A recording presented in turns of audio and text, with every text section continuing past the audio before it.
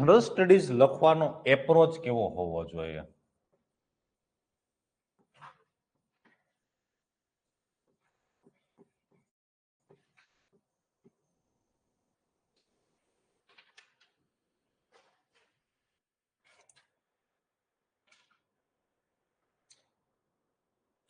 તો જનરલ સ્ટડીઝના એપ્રોચની અંદર બે શબ્દ યાદ રાખો, કીવર્ડ્સ ઓફ ક્વેશ્ચન અને ડિમાન્ડ ઓફ ક્વેશ્ચન. પેલા ક્વેશ્ચન વાંચો છો ત્યારે તમારું પેલું કામ એ છે કે આ ક્વેશ્ચનમાં કીવર્ડ્સ ઓફ ક્વેશ્ચન શું છે અને ડિમાન્ડ ઓફ ક્વેશ્ચન શું છે. કીવર્ડ્સ ઓફ ક્વેશ્ચનની આજુબાજુ તમારે ઇન્ટ્રોડક્શન કરવાનું છે અને ડિમાન્ડ ઓફ ક્વેશ્ચનની આજુબાજુમાં બોડી પાર્ટ લખવાનો છે. અને એ પણ જોજો કે કેટલી ડિમાન્ડ છે, એટલી બધી વસ્તુઓ બોડી પાર્ટમાં લખાવી જોઈએ. કેટલી ડિમાન્ડ છે. આજનો જ પ્રશ્ન હતો સિંધુ ખીણની સભ્યતા વાળો. એમાં બે ડિમાન્ડ છે. ઉદ્ભવના કારણોની ચર્ચા કરો અને વિનાશ બાબતે જે મતમતાંતરો ચાલે છે એ પણ ચર્ચા કરો. સિંધુ ખીણમાં બે ડિમાન્ડ છે, ભલે તમને દેખાતી ના હોય, એક છુપી ડિમાન્ડ છે, તો એ પણ આપણે જોવાનું છે. એટલે કે ઘણી વખત છુપી ડિમાન્ડ હોય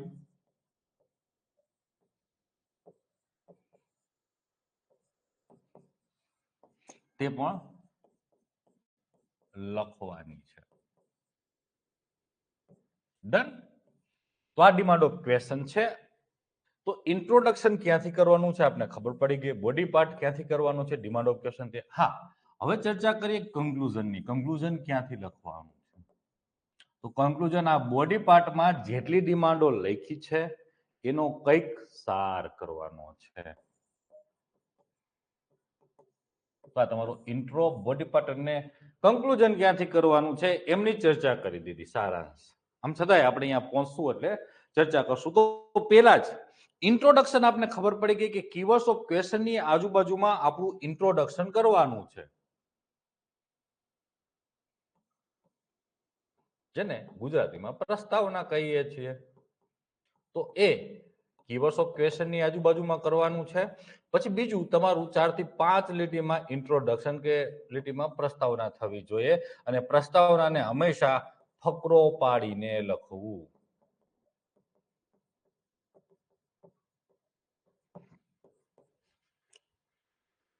બીજું, ઇન્ટ્રોડક્શનની પદ્ધતિઓ. તો એમાં પહેલી પદ્ધતિ છે માહિતી લક્ષી પ્રસ્તાવના.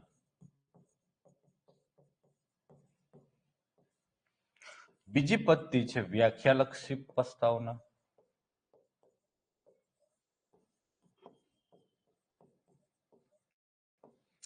ત્રીજી પદ્ધતિ છે બંનેનું સંમિશ્રણ, તો સંમિશ્રિત પ્રસ્તાવના.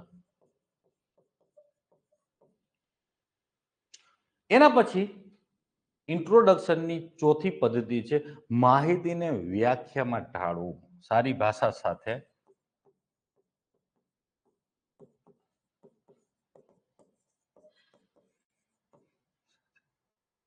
સારી ભાષા સાથે માહિતીને વ્યાખ્યામાં ઢાળવી.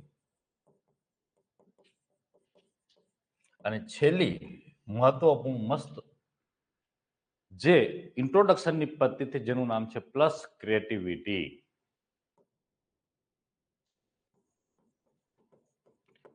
વિટીની પ્રસ્તાવના પદ્ધતિ. હું આ 5 પદ્ધતિઓથી ઇન્ટ્રોડક્શન કરાવું છું.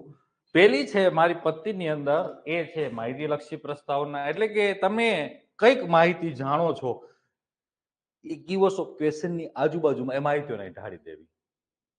આ તમારો પ્રશ્ન છે. સિંધુ ખીણની સભ્યતાના ઉદ્ભવના કારણો ઉપર જે મતમતાંતર છે એમ વિનાશના કારણો પર મતમતાંતર છે, ચર્ચા કરો. તો અહીં કીવર્ડ્સ ઓફ ક્વેશ્ચન સિંધુ ખીણની સભ્યતા છે. તો સિંધુ ખીણની સભ્યતાની આજુબાજુ તમને માહિતી કંઈક તો આવડતી જ હશે. તમે વાંચીને આવ્યા છો પ્રિલિમ્સમાં. બોલો નો સમયગાળો લખી શકો છો. તો આ સમયગાળા દરમિયાન એ સભ્યતાનો ઉદ્ભવ અને આની આજુબાજુમાં વિનાશ થયેલો છે. એના ઉપર અલગ અલગ મત મતાંતરો પ્રવર્તે છે, જે નીચે પ્રમાણે છે. આ તમારી માહિતી થઈ ગઈ. સમજાય છે? હવે વ્યાખ્યા કરવી છે તો સિંધુ ખીણની સભ્યતા, એની વ્યાખ્યા હું શું કરું? કેમ એને સિંધુ ખીણની સભ્યતા કહેવામાં આવે છે? સિંધુ નદીના કિનારે સભ્યતા વિકસી છે, પાંગરી છે અને પ્રસરી છે. તો શબ્દ વપરાય વિકસી, પ્રાંગરી, પ્રસ્તરી, જે સારી ભાષામાં તમને લાગે. વ્યાખ્યામાં થોડીક ભાષાનું સ્તર સારું હોવું જોઈએ, જેથી પેપર ચેકરને વાંચવી ગમે. તો આ વ્યાખ્યા થઈ ગઈ. તો પેલી પદ્ધતિ મેં તમને સમજાવી કે એને સાથે સંબંધિત કોઈ માહિતી છે, એ માહિતીને સીધી લખી દો. એ ઇન્ટ્રોડક્શનની માહિતી લક્ષી પદ્ધતિ થઈ ગઈ.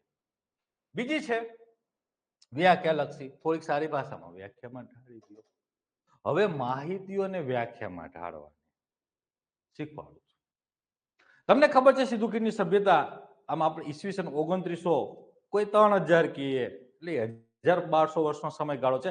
અલગ અલગ બુકમાં અલગ અલગ સમયગાળો આપેલો છે, કારણ કે ઇતિહાસકારો કાર્બન 14, રેડિયો ડેટિંગ, વધતી વસ્તુઓ અલગ અલગ સભ્યતામાં જે મળે છે અલગ અલગ સ્થળોથી, એના આધારે કંઈક ને કંઈક લખે છે. પણ આપને ખબર છે કે ઈસવીસન પૂર્વે 3500 થી ક્યાંક ને ક્યાંક 2000 સુધી આવતા આવતા સભ્યતા વિલુપ્ત થઈ ગઈ. એટલે 1200, 1300, 1400, 1500 નો જે સમયગાળો છે, 1500 વર્ષનો સમયગાળો, એની વચ્ચે સભ્યતા પાંગરી ખરા, વિકસી ખરા અને ધીમે ધીમે અસ્ત પણ થઈ ગઈ. તો તમે લખો ઈસવીસન પૂર્વે 2900 થી, એનસીઆરટીમાં 2900 નો સમયગાળો આપ્યો છે. 2900 થી ઈસવીસન પૂર્વે 1900 અથવા 2000 ની આજુબાજુનો જે સમયગાળો છે, તો એ તમે કહી શકો પહેલાના સમયગાળામાં પાંગરી, સિંધુ નદીના કિનારે પાંગરી, એ સિંધુ નદી એક માહિતી છે, ભારતના જુદા જુદા ભાગોમાં વિસ્તરી અને કેને સમકક્ષ મેસોપોટેમિયા, ચીન, મિસ્ર જેવી સભ્યતાઓને સમકાલીન સભ્યતાને સિંધુ ખીણની સભ્યતા કહેવાય છે, જેના ઉદ્ભવના કારણો અને એના વિનાશના કારણો પર પ્રવર્તતા મત મતાંતરો નીચે પ્રમાણે છે. તો આ મેં જે મારી પાસે જે માહિતીઓ 3 કે 4 હતી કે સમકાલીન સભ્યતા, ક્યાં પાંગરી, કયો એનો સમયગાળો, એને મેં અહીં એક સારી ભાષાની છાંટ આપીને મેં એને વ્યાખ્યામાં ઢાળી દીધી. તો આ સારી ભાષા સાથે માહિતીને વ્યાખ્યામાં ઢાળવી કહેવાય. એના પછી સંમિશ્રિત પ્રસ્તાવના. તો તમે સીધો જ વ્યાખ્યા કરો. સંમિશ્રિતની અંદર વ્યાખ્યા પ્લસ માહિતી. જો તમને માહિતીને વ્યાખ્યામાં ઢાળતા નથી આવડતું તો બે વસ્તુ અહીં લખી દેવી. પેલા વ્યાખ્યા કરી દો, એટલે કે સિંધુ ખીણની સભ્યતા, સિંધુ નદીના કિનારે જે સભ્યતા વિકસી છે, પાંગરી છે અને પ્રસરતી છે, અને સિંધુ ખીણની સભ્યતા કહેવાય, જેનો સમયગાળો અહીંથી આટલો હતો. તો આ બે વસ્તુઓને મેં ઢાળી દીધી. જો તમને સારી ભાષામાં ઢાળતા માહિતીને વ્યાખ્યામાં નથી આવડતું તો આ સંમિશ્રિતમાં મેં તમને કીધું એમ સીધું પેલા વ્યાખ્યા લખો અને પાછળ ને પાછળ એની માહિતી આપી દો. અહીં સુધી ક્લિયર છે? ના સમજાણું હોય તો કયો. ઓનલાઈન વાળા વિદ્યાર્થી મિત્રો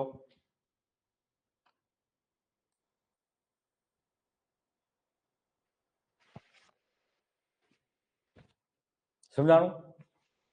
ચાલો.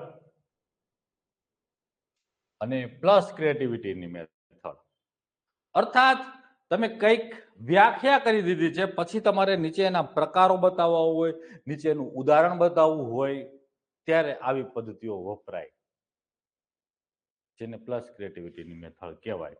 લાઈક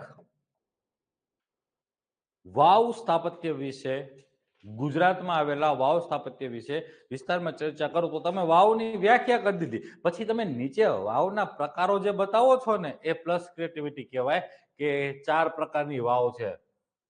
આ 1 દરવાજો, આ 2 દરવાજા, આ 3 દરવાજા વાળી અને આ 4 વાળી. સમજાય છે? તો આ પ્લસ ક્રિએટિવિટીમાં. પછી ઉદાહરણો, એનજીઓ તમને કહે, એનજીઓ ની વ્યાખ્યા કરીને નીચે તમારે 5 કે 7 એનજીઓ ના ઉદાહરણો લખવા છે. તો તમે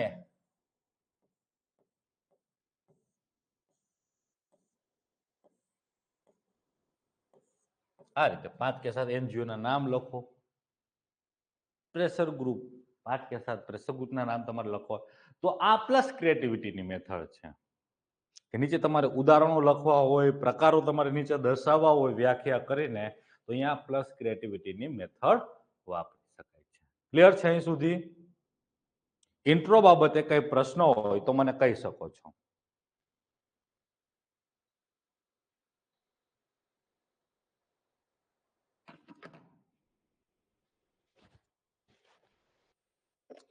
ચલો હજી કહું છું, ઇન્ટ્રો બાબતે કઈ પ્રશ્ન હોય તો ઇન્ટ્રોડક્શન 4 થી 5 લીટીમાં કરવું, કીવર્ડ્સ ઓફ ક્વેશ્ચનની આજુબાજુ ઇન્ટ્રોડક્શન કરવું, ઇન્ટ્રોડક્શનમાં ડિમાન્ડ લખાઈ ન જાય એ પણ કાળજી રાખો. રેડી? ઇસ કરંટ અફેર્સને લખો છો તો એ લગભગ માહિતીમાં જશે. હા, એ માહિતી લક્ષી, સાંપ્રત પ્રવાહ લક્ષી જે હોય છે લગભગ માહિતીમાં જ જશે. એ માહિતીની કે કોઈની સાથે સંકળાયેલો કોઈ ડેટા ફેક્ટ છે તમારી સાથે, કરંટ નો હોય કે તમારા બુક નો હોય, એ લખો છો એ માહિતી લક્ષી બાબતમાં જશે.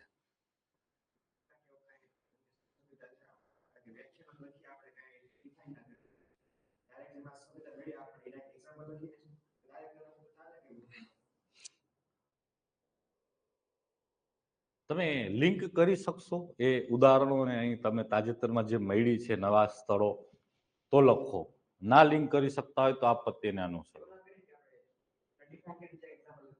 ના, જરૂર હોય અહીંયા જ કરવાનું કે એનજીઓ છે તો નીચે પ્રકાર તમારે એક તો એનજીઓ ના નામ લખવા છે 5-7, તો તમે પેપર ચેકરને પ્લસ ક્રિએટિવિટી એટલે કે સર્કલ કરીને બતાવશો તો એને ગમશે, સીધા દેખાઈ જશે અને ગોતવા નહીં જવા પડે. અને આપણો અલ્ટિમેટ ઉદ્દેશ્ય એ જ છે કે પેપર ચેકરને સીધું દેખાય, એને ગોતવા ના જવું પડે.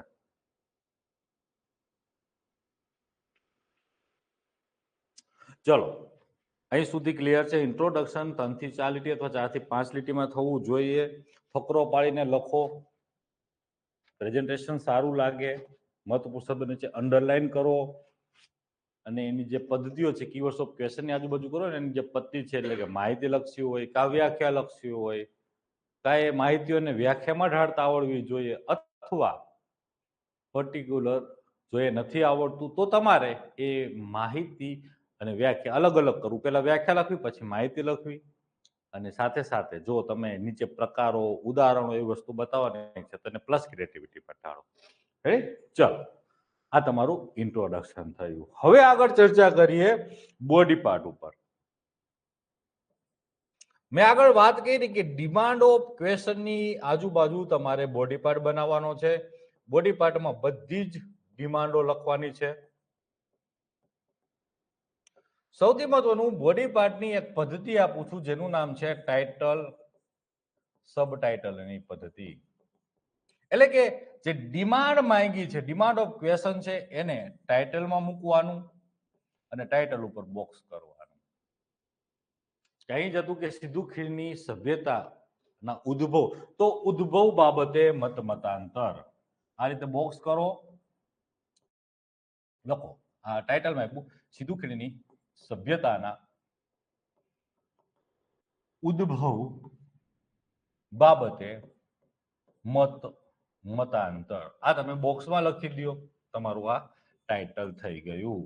આ તમારું ટાઇટલ. હવે સબ ટાઇટલમાં ક્યાં ક્યાં મતાંતરો પ્રવર્તે છે, તો પેલો,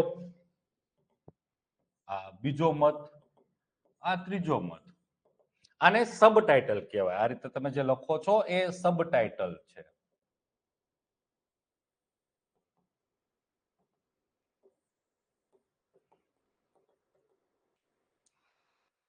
ડન. ટાઇટલને બોક્સ કરો અને સબ ટાઇટલ નીચે અંડરલાઈન કરો. એને ટાઇટલ કહેવાય કે જે ડિમાન્ડ ઓફ ક્વેશ્ચન છે ને આપણે બોક્સમાં લખીએ એ ટાઇટલ છે, અને સબ ડિમાન્ડ જે આપણે લખવામાં બતાવી રહ્યા છીએ એ આ છે.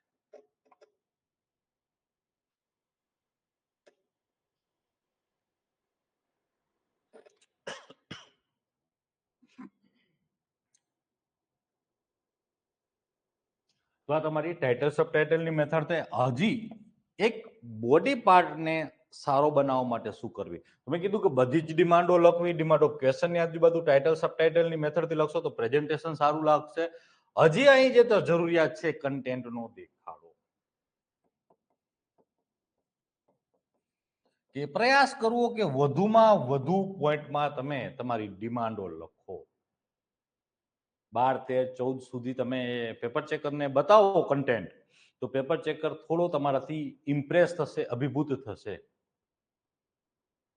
તમે સીધું અહીં આવી રીતે નહીં આપો, ટાઇટલ આપી દો અથવા છોકરાઓ અહીં એરો કરે, એરો નહીં કરવાનો, નંબરિંગ કરવાનું, એટલે પેપર ચેકરને ખબર પડે કે 14 પોઈન્ટ લખ્યા છે અને 16 પોઈન્ટ લખ્યા છે. તમે જે પેપર ઇવેલ્યુએટર હોય, કોઈ વ્યક્તિએ તમને 16-17 પેજમાં જવાબ આપ્યો હોય, કોઈ 6-7માં જવાબ આપ્યો હોય, તમારે માર્ક વધારે આપવો હોય તો કેને આપો? સાયકોલોજીકલી ના. એક તર્ક એવો પણ ચાલે છે કે સાહેબ જો ઓલા છોકરાએ સારું કન્ટેન્ટ ભલે 6 પોઈન્ટમાં લખ્યું છે પણ એને સારી રીતે જસ્ટિફાઈ કર્યું હોય તો હું માર્ક આપું. તો એ સારું જસ્ટિફાઈ કન્ટેન્ટ થયેલું છે કે નહીં ચેક કરવા માટે પેપર ચેકરને વાંચવું પડે. અને એક હદથી વધુ કોઈ પેપર ચેકર વધુ વાંચતો નથી, એ એક વાસ્તવિકતા છે. કારણ કે એક ને એક સબ્જેક્ટનો એક ક્વેશ્ચન એને લગભગ 5-6 હજાર 7 હજાર વખત વાંચવાનો હોય છે. એટલે એને જે વસ્તુઓ જોતી હોય છે ગોતવા માટે પ્રયાસ કરે. એટલે હું આ સબટાઇટલમાં લખું એટલે સીધો એ બાર દેખે કે આ પોઈન્ટ આને આવી ગયો, આ પોઈન્ટ આવી ગયો, આ પોઈન્ટ આવી ગયો. તો કન્ટેન્ટનો દેખાડો કરો. કન્ટેન્ટના દેખાડા કરવા માટે નંબરિંગ સિસ્ટમ વાપરો. નંબરિંગ પદ્ધતિ 1, 2, 3 એરા બેરા ના કરો. ચાલો, આ ઉપરાંત બોડી પાર્ટની અંદર બીજું શું જરૂરી છે? તો તમે જે વાત કરી રહ્યા છો એ વાતને મજબૂત તર્ક આપવા માટે ઉદાહરણ, ડેટા ફેક્ટ થી લખો.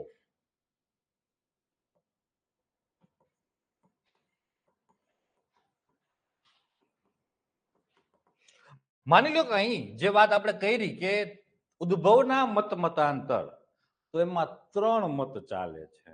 એક કે સિંધુ ખીણની સભ્યતા એ આપણી સ્વદેશી સભ્યતાની જે ઉત્ક્રાંતિક સ્વરૂપ છે. કે અહીં જે મેહેરગઢની બધા નાના નાના નગરો હતા અથવા ગામડાઓ હતા, એમાંથી ધીમે ધીમે એક સભ્યતા વિકસી. એક મત આવો ચાલે છે. બીજો મત એવો ચાલે છે કે આપણે જે વિદેશી સભ્યતાઓ છે એ સમયગાળાની અને સમકાલીન સભ્યતાઓ છે, ત્યાંથી અહીં આવીને લોકો વૈસા અને સભ્યતા વિકસે. અને ત્રીજો મત છે સંમિશ્રણ.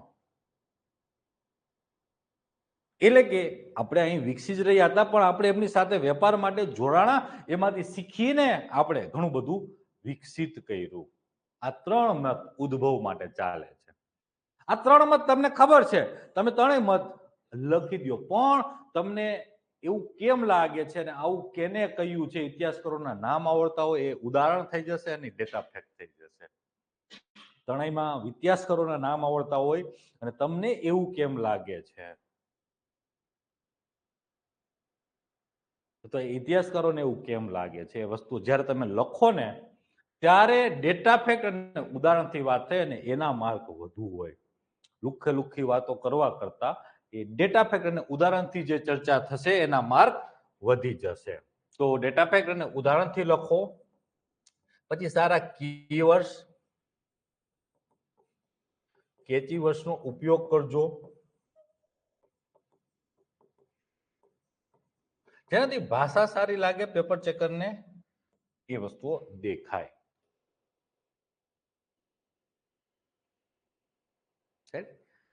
તો લખો કે માની લો કે ઇન્ટ્રોડક્શનની અંદર તમે લખો છો કે આ સિવિલાઇઝેશન સિંધુ ખીણની સભ્યતા, એની આગળ શબ્દ વાપરો મહાનતમ સંસ્કૃતિ.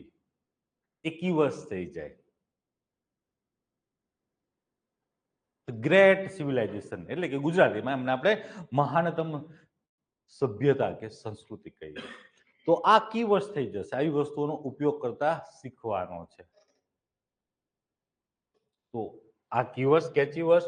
પછી તમે હજી અહીં ઇન્ટ્રોડક્શનને સારું બોડી પાર્ટને મજબૂત બનાવવા માટે શું કરી શકો છો? તો જરૂર પડે અહીંયા ક્રિએટિવિટી લાવવાની.